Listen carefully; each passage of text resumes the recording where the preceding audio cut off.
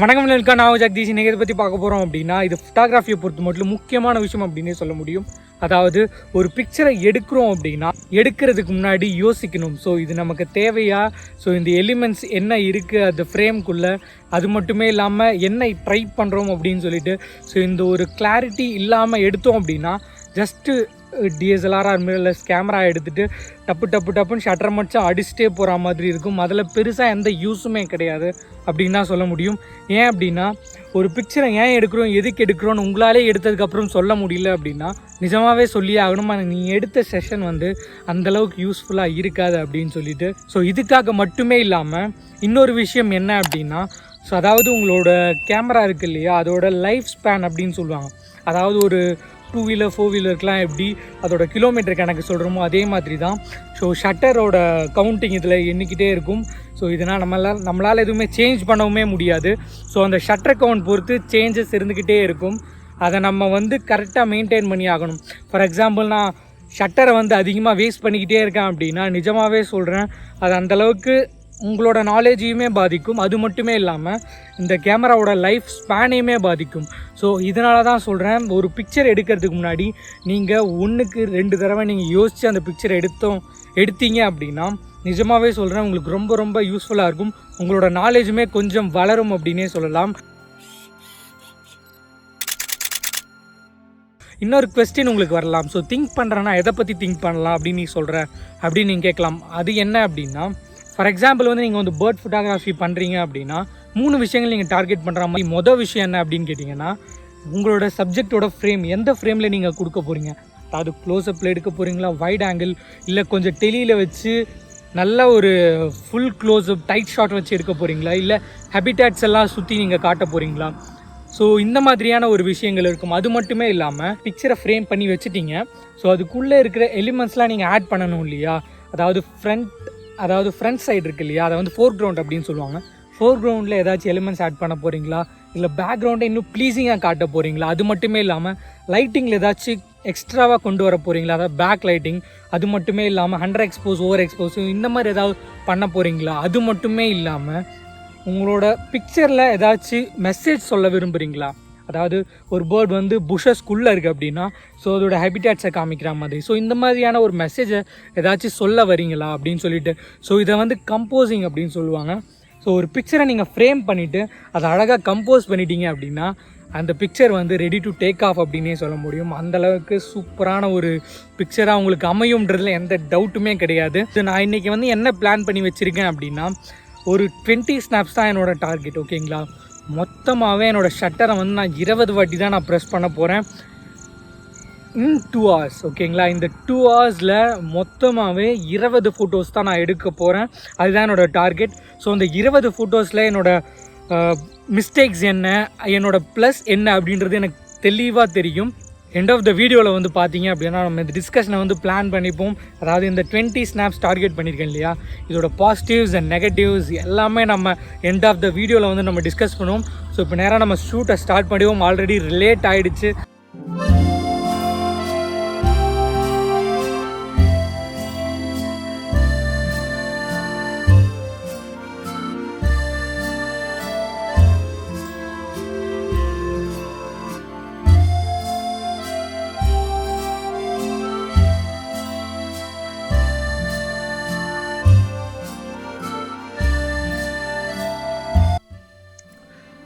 So இன்றைக்கி ரொம்ப அழகாக டே அமைஞ்சிருச்சு அப்படின்னே சொல்ல முடியும். ஸோ நிறைய பிக்சர்ஸ் கிடச்சிருக்கு. ஸோ நம்ம 1 by 1 பார்த்துருவோம். ஃபர்ஸ்ட் ஆஃப் ஆல் நம்ம எதுலேருந்து ஸ்டார்ட் பண்ணலாம் அப்படின்னா, ஒரு மிஸ்டேக்ஸ்லேருந்தே ஸ்டார்ட் பண்ணுவோம். ஸோ அப்போ தான் நமக்கு ஈஸியாக ஃபைண்ட் அவுட் பண்ண முடியும் அடுத்த ஸ்டேஜில் நம்ம என்ன பிக்கப் பண்ணணும் அப்படின்னு சொல்லிட்டு. ஸோ ஃபர்ஸ்ட் ஃபோட்டோ பார்த்தீங்க அப்படின்னா தூக்குனாங்குருவி. இந்த பிக்சர் பார்த்தீங்க அப்படின்னா நான் வந்து போர்ட்ரேட்டில் ட்ரை பண்ணியிருக்கேன். ஏன் அப்படி ட்ரை பண்ணேன் அப்படின்னா, ஃப்ரண்ட்டில் கொஞ்சம் புஷஸ் அதிகமாக இருந்தது. ஸோ இது ஒரு பிளட் எஃபெக்ட் கொடுக்கும் அப்படின்னு சொல்லிட்டு. அது மட்டும் இல்லாமல் மிஸ்டேக்ஸ் என்ன அப்படின்னு பார்த்தீங்கன்னா, மேலே இருக்கு இல்லைங்களா அந்த தூக்குனாங்குருவி அப்படியே மறைஞ்சிருக்கிறது உங்களால் பார்க்க முடியும். ஸோ அது கொஞ்சம் கிளியராக தெரிஞ்சிருந்தாலும் அந்த பேர்டு அந்த இடத்துல இல்லாமல் இருந்திருந்தாலுமே கூட இந்த பிக்சர் கொஞ்சம் டீசெண்டாக வந்திருக்க சான்சஸ் இருக்குது. இன்னொரு மிஸ்டேக்ஸ் என்ன அப்படின்னு கேட்டிங்கன்னா, ஃப்ரண்ட் அதாவது ஃபோர் கிரவுண்டில் பார்த்தீங்க அப்படின்னா பிளராக இருக்குது இல்லையா, அது கொஞ்சம் ப்ளீஸிங்காக இல்லை அப்படின்னே சொல்ல முடியும். கொஞ்சம் பிளர் பண்ணுறது டிஸ்ட்ராக்ஷன்ஸ் கொஞ்சம் அதிகமாக இருக்குது.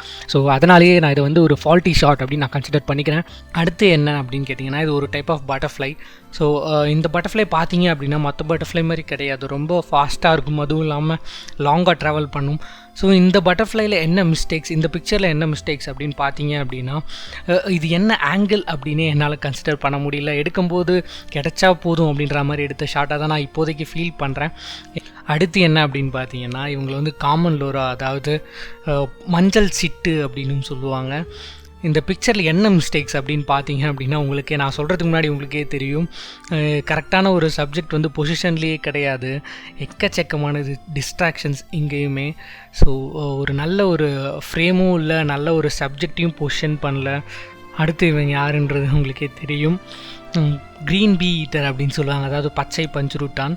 ஸோ இவங்களை வந்து பார்த்தீங்க அப்படின்னா நல்லா தானே இருக்குது அப்படின்னு நீங்கள் கேட்கலாம். பட் இது வந்து ஒரு பெட்டர் பிக்சர் தான். ஒரே ஒரு விஷயம் என்ன அப்படின்னு கேட்டிங்கன்னா இவங்க உட்காந்துட்டு இருக்காங்க இல்லையா, அது வந்து எலக்ட்ரிக் வயர்ஸ். ஸோ எலக்ட்ரிக் வயர்ஸை பொறுத்த மட்டும் அது வந்து ஆர்டிஃபிஷியல் அந்த பேஸில் தான் வரும், நேச்சுரல் பேஸில் வராது. ஸோ நீங்கள் எப்போவுமே ஒரு பிக்சர், ஒரு பேர்டோட பிக்சர் எடுக்கிறீங்க அப்படின்னா அது நேச்சர் பேஸ்டாக இருக்கணும். ஃபார் எக்ஸாம்பிள் ட்ரீயில் உட்காந்தா நல்லா இருந்திருக்கும், அதே மாதிரி ஒரு கிரவுண்டில் உட்காந்துருந்தாலும் அது ஹெபிடேட்ஸாக இருந்திருக்கும். பட் ஃபார்ம்லேண்டில் பொறுத்த வரைக்கும் எலக்ட்ரிக் வயர்ஸ் நிறைய வந்து அதோட பேஸ்டாக இருந்துக்கிட்டு இருக்குது. இப்போ வரைக்குமே பார்த்தீங்க அப்படின்னா எக்கச்சக்கமான பறவைகள் வந்து ஃபார்ம்லேண்டில் நிறைய எலக்ட்ரிக் வயர்ஸில் உங்களால் பார்க்க முடியும். அடுத்து இவங்களை வந்து பார்த்தீங்க அப்படின்னா காமன் குக்கு, அதாவது அக்கா குயில் அப்படின்னு சொல்லுவாங்க. இவங்களை இப்போ தான் நான் ஃபர்ஸ்ட் டைம் ஃபார்ம்லேண்டில் பார்க்குறேன். பட் அட்லீஸ்ட் ஒரு 1 minute இருந்திருந்தால் கூட ஏதாச்சும் பிளான் பண்ணியிருந்துருக்கலாம். ஒரு 10 to 20 secondsலேயே பறந்துட்டாங்க. ஸோ அதனால் இருக்கிறது கிடைச்சா போதும் அப்படின்ற மாதிரி எடுத்த ஷாட் தான். பின்னாடி பார்த்தீங்க அப்படின்னா ஃபாகி மார்னிங். ஸோ நல்ல ஒரு தீமை கொடுத்துருந்தது. பட் பார்த்தீங்க அப்படின்னா எலக்ட்ரிக் வயர்ஸ் மேலே உட்காந்துக்கிட்டு இருக்காங்க. ஆல்ரெடி நான் சொன்ன மாதிரி அது ஒரு ப்ராப்ளம், ஆக்சுவலாக நேச்சர் கூட செட் ஆகாது. ஸோ அதனால தான் இதை வந்து நான் ஒரு மிஸ்டேக் ஷார்ட்ஸ் அப்படின்னு நான் கன்சிடர் பண்ணுறேன். அடுத்து இவங்கள பார்த்தீங்க அப்படின்னா இவங்கள ப்ரௌன் வெண்டட் புல்புல் அப்படின்னு சொல்லுவாங்க. புல்புல்ல இவங்க ஒரு வகையான ஸ்பீசிஸ். ஸோ இவங்களை பார்த்தீங்க அப்படின்னா நான் வந்து கொஞ்சம் டிஸ்டன்ஸில் தான் நான் வந்து எடுத்துக்கிட்டு இருக்கேன். இவங்கள ஜஸ்ட் சடனாக வந்து என்ன பாயிண்ட் பண்ணாங்க, அதாவது அவங்களோட ஐ கான்டாக்ட் வந்து ஸோ என்ன பாயிண்ட் பண்ணியே இருந்துச்சு. ஸோ கிடைச்சா போதும் அப்படின்ற மாதிரி எடுத்த ஷாட் தான் இதுவுமே. அந்த ஐ கான்டாக்ட் பார்த்தீங்க அப்படின்னா தெரியும், ரொம்பவே அழகாக இருந்தது. பட் அந்த முன்னாடி இருக்குது இல்லைங்களா, அந்த ஃபோர்க்ரவுண்டில் இருக்கிற டிஸ்ட்ராக்ஷன்ஸ்லாம் இல்லாமல் இருந்திருந்தால் இன்னுமே சூப்பராக இருந்திருக்கும். அது ப்ளீஸிங்காக இருந்திருந்தாலும் கூட சூப்பராக இருந்திருக்கும். ஸோ அதுதான் ஒரு பெரிய மைனஸாக நான் இதை கன்சிடர் பண்ணுறேன்.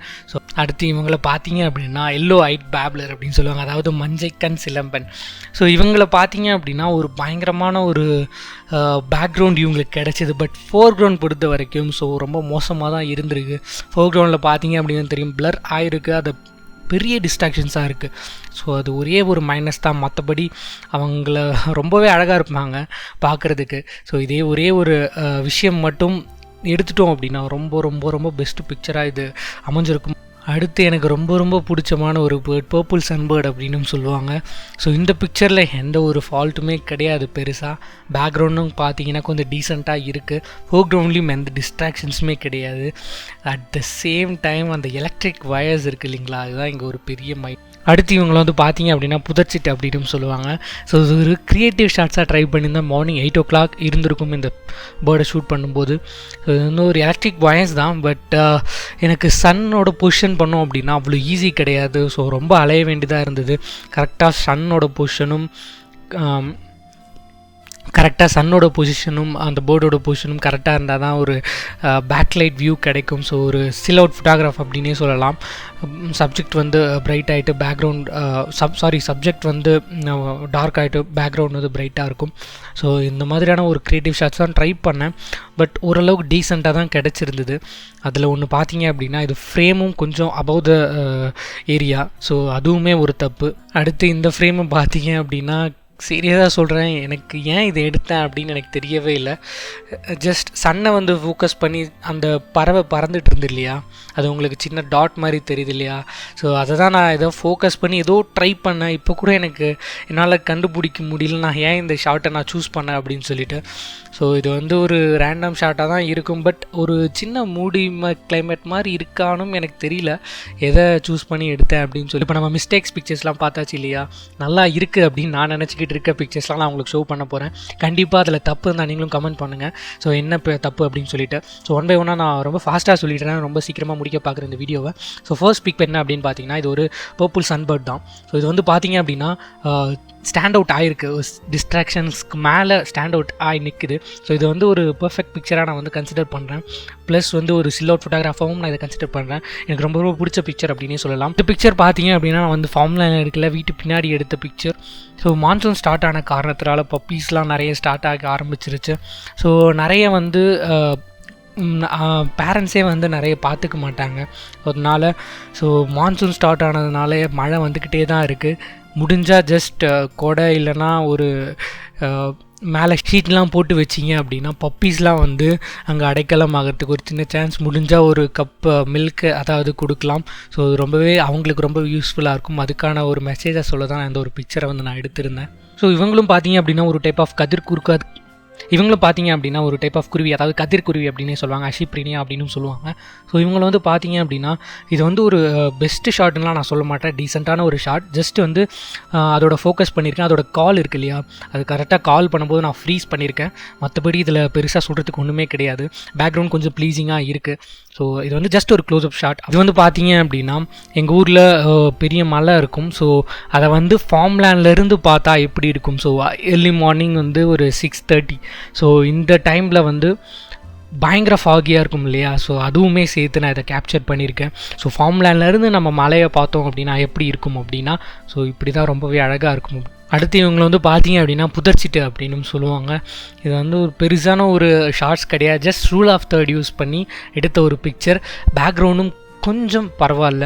ஸோ அதனால் இந்த ஷார்ட்ஸ் எடுக்கப்படுது. ஏன்னா அப்படின்னா கொஞ்சம் பக்கத்தில் இருந்த காரணத்தினால கொஞ்சம் க்ளோஸ்அப் ட்ரை பண்ணலாம் அப்படின்னு சொல்லிட்டு எடுத்த ஷார்ட்ஸ் தான் இது. அடுத்து இவங்க வந்து பார்த்தீங்க அப்படின்னா உங்களுக்கே தெரியும், கிராஸ் ஹோப்பர் அதாவது வெட்டுக்கிளி அப்படின்னு சொல்லுவாங்க. ஜஸ்ட் அந்த புஷஸ்குள்ளே ஒளிஞ்சிக்கிட்டு இருந்தாங்க. ஸோ இவங்க வந்து ரொம்பவே கம்போஸ்டாக இருக்கிற ஒரு இன்செக்ட். ஸோ ரொம்பவே அழகான ஒரு பிக்சர் கிடச்சிருந்தது இது ரொம்ப. அடுத்து பார்த்தீங்க அப்படின்னா உங்களுக்கு எல்லாருக்குமே தெரியும், கோல்டன் ஐ ட்ராகன் ஃப்ளைஸ் அப்படின்னு சொல்லுவாங்க, அதாவது தும்பி அப்படின்னும் தமிழில் சொல்லுவாங்க. ஸோ இவங்க வந்து ரொம்பவே அழகாக இருப்பாங்க, இந்த டைப் ஆஃப் பட்டர்ஃப்ளை வந்து. ஸோ இவங்க வந்து பறக்கிறப்ப பார்த்தீங்க அப்படின்னா 4 ரெக்கை பறக்கிற மாதிரி இருக்கும். ஸோ ரொம்ப ரொம்ப ரொம்ப அழகாக இருக்கும். எனக்கு ரொம்ப ரொம்ப பிடிச்ச ஒரு டைப் ஆஃப் ட்ராகன் ஃப்ளை. அடுத்து இந்த ஷாட் வந்து பார்த்தீங்க அப்படின்னா அரௌண்ட் 7:30 to 8 அப்போ எடுத்ததுன்னு நினைக்கிறேன். ஃபுல்லாகவே ஒரு அதாவது க்ளவுடி மார்னிங்காக தான் இருந்தது அன்றைக்கி ஃபுல்லாக. இதுக்கு முன்னாடி நான் ஆல்ரெடி ட்ரை பண்ணி தான் அது ரொம்பவே அழகாக இருந்தது. பட் இந்த கோல்டன் ரிங் மாதிரி வரணும் அப்படின்னு சொல்லிட்டு ஃபுல்லாகவே அண்டர் எக்ஸ்போஸ் பண்ணி எடுத்த ஒரு பிக்சர் தான் இது. அடுத்து நான் ஆல்ரெடி ஃபெயிலியர் ஷாட்ஸில் சொன்ன மாதிரி இது வந்து கொஞ்சம் பரவாயில்ல அப்படின்ற மாதிரி நான் ஃபில்டர் பண்ண ஒரு பிக்சர் இது. என்னோடய பெஸ்ட் ஷாட் ஆஃப் த டே அப்படின்னு தான் நான் இந்த பிக்சரை சொல்லி ஆகணும். அதாவது அந்த பின்னாடி இருக்க சன்னையும் அந்த பேர்டையும் ஒரே லைன் ஆஃப் சைட்டில் அலைன் பண்ணி எடுக்கிறதுன்றது அவ்வளோ ஈஸி கிடையாது. பிகாஸ் கரெக்டாக அந்த பேர்டு வந்து அந்த டைமில் உட்காரணும், அதை கரெக்டாக நம்ம எடுக்கணும். ஸோ எடுக்கும்போது பார்த்தீங்க அப்படின்னா அவ்வளோ நேரம் அதை பார்க்க முடியாது. ஏன்னா சன்னோட பிரைட்னஸ் வந்து ரொம்ப ரொம்ப ரொம்ப அதிகமாக இருக்கும். ஸோ கண்ணை பார்த்து எடுக்கவே முடியாது. அதனால தான் போன வாட்டி காட்டின பிக்சருமே கொஞ்சம் அபோவ் த ஃப்ரேமில் இருந்தது. ஒரு யூகத்தில் எடுத்த பிக்சர்ஸ் தான் இதெல்லாம். இன்னுமே கொஞ்சம் இது சென்டரில் வந்துருந்துச்சு அப்படின்னா ரொம்பவே சூப்பராக இருந்திருக்கும். பட் இது என்னோடய பெஸ்ட் ஷாட் ஆஃப் த டே அப்படின்றதுல எந்த டவுட்டுமே கிடையாது. ஸோ நம்ம இப்போ எண்ட் ஆஃப் த செஷன் வந்துட்டோம் அப்படின்னு நினைக்கிறேன். ஸோ இப்போ நான் குட் பிக்சர்ஸ் அப்படின்னு காமிச்சேன், அதில் ஏதாவது ப்ராப்ளம் இருக்குது, மிஸ்டேக்ஸ் இருக்குது அப்படின்னா கண்டிப்பாக நீங்களும் கமெண்ட் பண்ணுங்கள், எனக்குமே தெரிஞ்சுக்க ஒரு வாய்ப்பாக இருக்கும். ஸோ நம்ம அடுத்த வீடியோவில் பார்ப்போம். பாய்.